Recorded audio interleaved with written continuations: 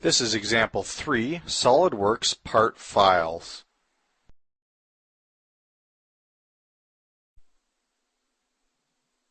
Okay, again we're going to begin this example with our initial assembly file open, and we want to specifically look at part files. We'll be looking at the body of our dump truck. So I'm going to open that body of the dump truck by simply selecting a face of the dump truck, and then in our context toolbar I'll select Open Part. I could also have opened my part by selecting the part on the feature tree and selecting Open Part from there. Now before I get too far, I'll show you that we could also open it obviously using the standard Windows commands, but I would like to show you that there is a filter for file types, and oftentimes new users will be toggled to assemblies per se, and they'll say, my part file was saved in this folder, but it's gone now, what happened to it? It is important to verify that you are not filtering only assemblies or only part files, but that you have all SOLIDWORKS files turned on. However, if you are trying to filter just assembly, parts, or drawings, then that option is available. However, I did want to note that oftentimes the filter will be turned on and then users have difficulty finding the part file that they're looking for. I'm going to cancel out of this window and return to my part file. Now again, we'll see that as with assembly files, part files also contain a feature tree. And in the case of a part file, the feature tree contains a list of the features used to create this part file, because part files are made up of a series of features. If I were to roll back in history, I could roll back to the initial feature used to create this part file. We can see this part started with one simple feature,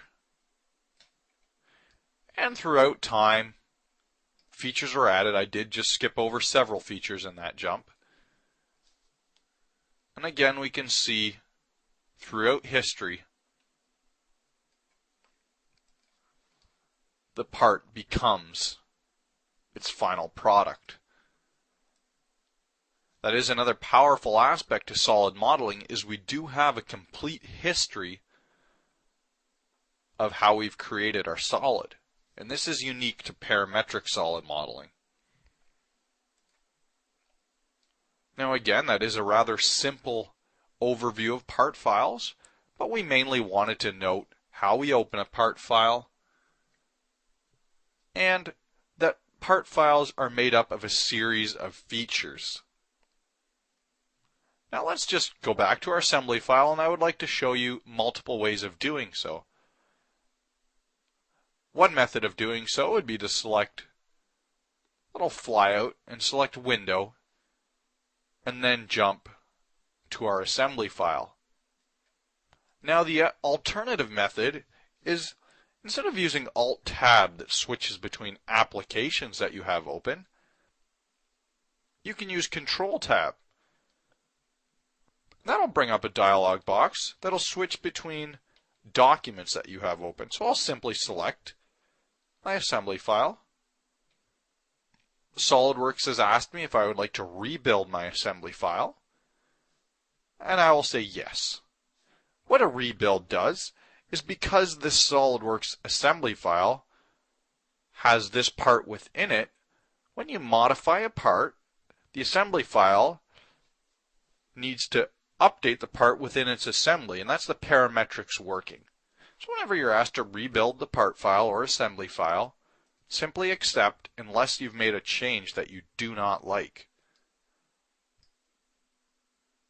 Well, that concludes the exercise on part files. You can now take a few minutes to try opening the individual part files and just browse through the feature tree to see how these individual part files were created. Again, I trust this example was a help.